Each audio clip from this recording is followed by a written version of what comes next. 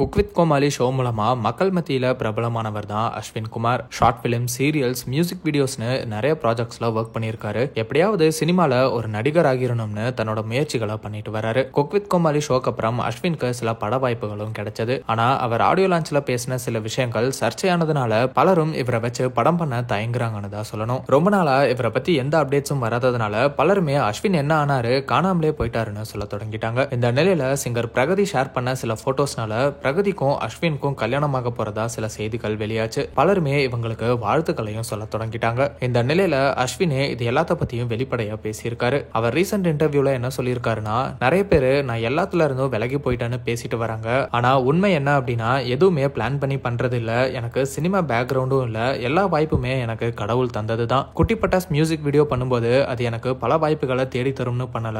பண்ற ப்ராஜெக்ட் நல்ல ப்ராஜெக்டா இருக்கணும்னு நினைச்சுதான் பண்ணுவேனே தவிர மத்தபடி பிளான் பண்ணி எதுவும் பண்ண மாட்டேன். செம்பி பட வாய்ப்பு வெறும் ஒரு போன் கால்ல கன்ஃபார்ம் ஆச்சு. இப்பயுமே நிறைய படங்கள் பண்ணிட்டு தான் இருக்கேன். சீக்கிரமே ரிலீஸ் ஆகும்னு நினைக்கிறேன். படம் ரிலீஸ் ஆகிறதுலாம் ப்ரொடியூசர் கையில தான் இருக்கு. குக் வித் கோமாளி ஷோ அப்போ நான் அத்தனை படம் பண்றேன், இத்தனை படம் பண்றேனால நியூஸ் வரும். ஆனா உண்மையா சொல்ல போனா அப்படி எதுவுமே வரல.